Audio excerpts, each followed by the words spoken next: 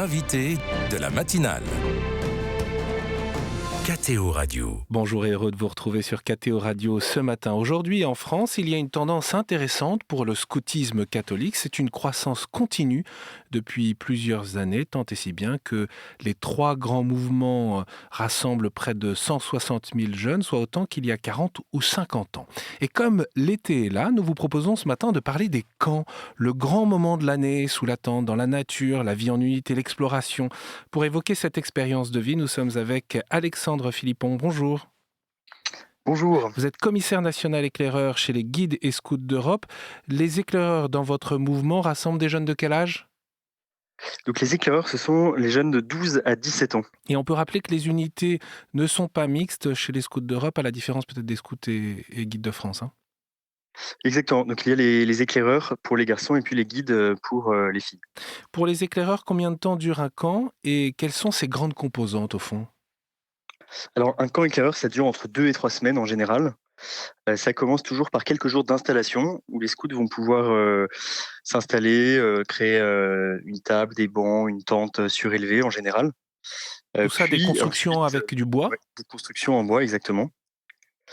Et ensuite, le camp va pouvoir se dérouler avec chaque jour de la cuisine, des veillées le soir, et puis plusieurs journées un peu thématiques comme des olympiades sportives, une exploration de quelques jours pour aller rencontrer les artisans locaux, le patrimoine culturel, et puis aussi des jeux techniques. Donc ça peut être de la transmission optique par exemple, de la topographie. Donc voilà. C'est forcément sous la tente, c'est forcément dans la nature ? Alors oui, un camp chez les guides et scouts d'Europe, c'est forcément dans la nature. C'est vraiment l'une de nos composantes, c'est de faire un scoutisme dans les bois, dans la nature. Et c'est la cuisine au feu de bois ? Et donc si les conditions le permettent, c'est effectivement la cuisine sur feu de bois. De plus en plus, les conditions sont parfois compliquées avec les canicules. Donc potentiellement, il peut y avoir de la cuisson sur des buttes à gaz ou même éventuellement de la cuisine sans cuisson. Mais en tout cas, la cuisine sur feu de bois, c'est normalement l'une de nos composantes traditionnelles, oui. Oui, ça c'est tout un lien avec les pompiers, les communes, les services de sécurité, les préfectures, évidemment pour les autorisations. D'ailleurs, on peut dire qu'il y a un cadre réglementaire qui demeure très exigeant pour le scoutisme. Oui, exactement. Donc typiquement, tout ce qui va être feu ne va jamais être à même le sol. Ça va être toujours sur des tables à feu surélevées, comme une sorte de barbecue, pour éviter qu'il y ait des braises au sol. Et puis nous sensibilisons les scouts sur la manière de pouvoir utiliser correctement le feu. Et en fait, on n'utilise pas du feu simplement pour se faire plaisir.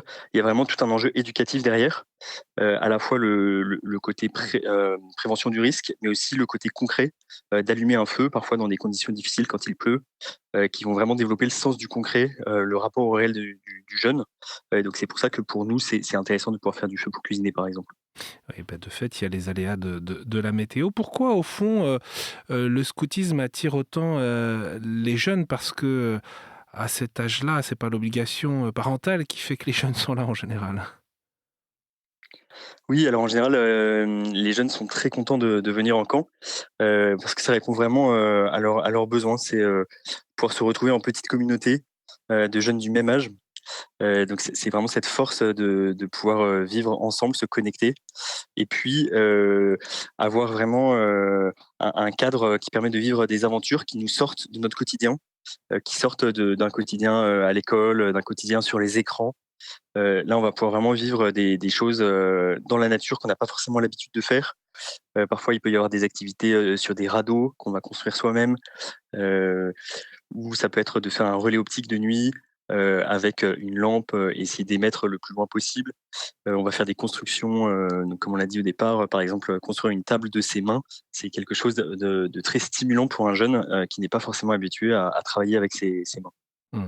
C'est le pape François qui disait aux jeunes de sortir de leur canapé. C'est un peu l'illustration concrète, mais de fait, dans la culture jeune d'aujourd'hui, plutôt hyper connectée, attentive à son confort, c'est une expérience disruptive. Ouais. Oui, exactement. Bah, c'est sûr que donc nous, chez les guides et scouts d'Europe, il y a absolument pas de téléphone, pas d'IA, au camp. Donc le jeune est vraiment obligé de se connecter aux autres, à ceux qui sont autour de lui, au réel. Et il y a parfois des jeux ou des explorations à l'extérieur du camp. En fait, il faut vraiment savoir lire une carte, ne pas se perdre, etc. Il n'y a pas de GPS pour s'aider. Et donc c'est vraiment ça l'aventure qui forme à la vraie vie en fait. Et au fond, ça peut être une découverte pour certains jeunes qui n'ont jamais eu de carte dans les mains, parce que c'est tellement facile de se laisser guider par son smartphone. Oui, alors quand ils viennent en camp, ils ne sont pas lâchés sans expérience, hein. Toute l'année, on va les préparer à ça. Donc en général, ils sont assez habitués. Et la grande force de la pédagogie scout, c'est que dans une patrouille, il y a vraiment des jeunes de plusieurs âges, de 12 à 17 ans. Donc les plus grands ont généralement l'expérience des années précédentes et ils vont pouvoir transmettre aux plus jeunes. Il y a vraiment cette pédagogie du grand frère ou de la grande sœur. Et donc un scout en général, quand il est en dernière année à la troupe, il a déjà plusieurs fois manipulé une carte, par exemple. Hmm. Donc ça C'est n'est pas une découverte. c'est le défi de l'apprentissage de la vie ensemble, de la croissance mutuelle. euh, et ça n'est pas, ça reste un défi. Enfin, je veux dire, c'est pas écrit d'avance, hein. Oui, tout à fait. Donc vivre ensemble aujourd'hui, c'est compliqué, surtout avec l'individualisme qui est croissant. Donc parfois en camp, c'est pas forcément facile. Il peut y avoir des incompréhensions entre les uns les autres, des petites crises. Il peut y avoir des Mais tout conflits, ça, ça des contribue tensions. justement à la formation du caractère. Et on a une pédagogie des conseils où chaque jour, il va y avoir un conseil de patrouille et un conseil des chefs qui va pouvoir permettre de discuter ensemble et de se baser, de tout remettre autour de la loi scout, qui est vraiment la loi que l'on s'engage tous à suivre, à respecter et qui va permettre d'apaiser les tensions qui peuvent être nées au cours de la journée. Et Alexandre, au fond, qu'est-ce qui fait un bon imaginaire? Sur quel fondement et à quoi ça sert un imaginaire, au fond? Oui, alors un imaginaire, le but, c'est vraiment de pouvoir engager, intéresser le jeune. Donc le jeune qui monte à la troupe ou à la compagnie à 12 ans, il sort de l'univers de la jungle lorsqu'il était louveteau ou louvette. Et donc il a besoin d'avoir quelque chose qu'il plonge dans son imagination, qui lui donne envie de se dépasser. Et donc, on va choisir des thèmes comme par exemple les chevaliers, les premiers chrétiens sous l'Empire romain, des thèmes qui vont pouvoir exalter vraiment ce sens de l'aventure. Et donc, un imaginaire, le mieux, c'est de le choisir simple et de pouvoir éventuellement mettre des décors, avoir des petits costumes, peut-être avoir un langage selon l'époque que l'on choisit, pour essayer d'immerger au mieux les scouts et leur donner envie de vivre vraiment pleinement l'aventure. Et d'ailleurs, l'exploration, vous l'avez cité tout à l'heure, c'est aussi un moment important. Il y en a peut-être qui nous écoutent en ce moment qui ne savent pas ce que c'est qu'une explo. Alors l'exploration, c'est un moment où chaque patrouille va partir de façon autonome. Donc en général, dans une troupe, il y a plusieurs patrouilles de 6 ou 7 garçons. Et les patrouilles vont partir 2, 3 jours à l'extérieur du camp, avec un itinéraire en général qu'ils ont construit par eux-mêmes pour aller découvrir les environs. Ça peut être rencontrer des personnes, des artisans, visiter une église avec un patrimoine intéressant, visiter un château, des jardins. Le but, c'est vraiment d'explorer la région, de rencontrer les habitants, de discuter et pouvoir découvrir une région qu'on ne connaissait pas, puisqu'en général, les camps ont lieu à plusieurs centaines de kilomètres de la ville d'origine ou du village d'origine des scouts. Il n'y a pas que la dimension physique de la marche. Alors, bien sûr, il y a un peu de marche, mais le but premier de l'exploration, c'est vraiment d'explorer, Hmm. plus que de marcher, qui va être plutôt la composante du raid, qui a plutôt lieu pendant l'année et pas forcément au camp. Et là, le but, il va être davantage la marche et les techniques de topographie, là où l'exploration, c'est beaucoup plus d'explorer les environs, de découvrir un paysage, un environnement qu'on ne connaît pas. Et les parents qui nous écoutent peuvent peut-être s'interroger sur les risques, à l'heure du risque zéro, du principe de précaution. Le scoutisme est une invitation à vivre l'aventure. Alors, le scoutisme, c'est effectivement l'aventure. Donc, nous respectons une réglementation qui est très sérieuse, très stricte. Tous les chefs qui encadrent les camps sont formés, ont reçu une formation très précise, suivent des directives. Après, il y a il n'y a pas de risque zéro, comme vous l'avez dit. Les scouts, justement, apprennent à être responsables, à faire attention. Ils sont sensibilisés, par exemple, quand on fait des installations en début de camp, à bien manipuler les outils pour ne pas se blesser. Quand on fait une expo, à bien boire régulièrement, surtout quand il fait chaud, à marcher des petites distances, etc.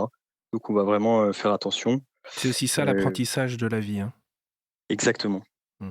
Et puis il y a une dimension qu'on n'a pas abordée puisque le camp scout, c'est aussi, comme la pédagogie scout le rappelle, corps, âme, esprit, c'est aussi la dimension spirituelle. Comment la foi chrétienne se vit, dans un camp? Comment faire en sorte qu'il y ait une profondeur spirituelle? Alors effectivement, les Guides Scouts d'Europe, on est un mouvement catholique, une association catholique. Et donc au camp, il va y avoir vraiment une vie de foi qui va se développer chaque jour. Ça peut être par l'angélus le matin au réveil, par une prière le soir après la veillée, qui va être animée soit par le chef, soit par les scouts. Et puis la messe le dimanche.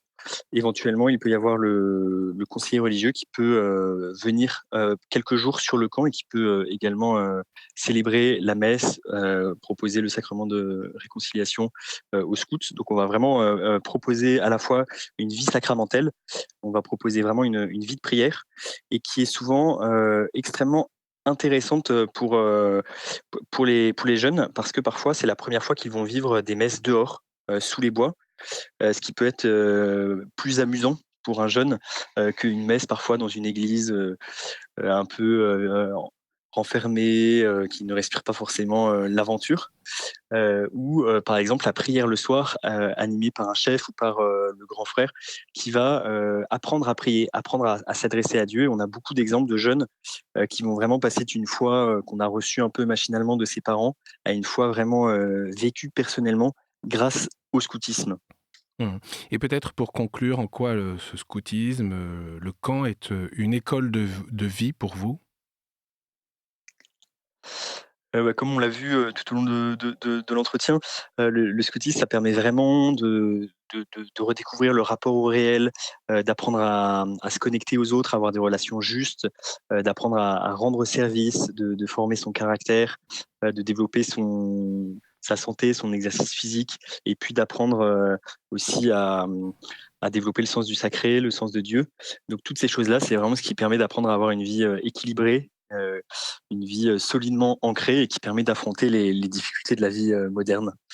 Merci beaucoup Alexandre Philippon d'avoir été avec nous et nous parler de ce camp de ce temps des camps d'été qui arrive pour les scouts. Je rappelle que vous êtes commissaire national éclaireur chez les guides et scouts Europe pour ceux que ça intéresserait. Le moment de l'inscription, évidemment, ce n'est pas au moment du camp, c'est au début de l'année scolaire. Pour les scouts d'Europe, il y a un site scouts-europe.org et puis n'hésitez pas aussi à vous intéresser aux autres mouvements scouts. Merci beaucoup d'avoir été avec nous ce matin. Merci Étienne.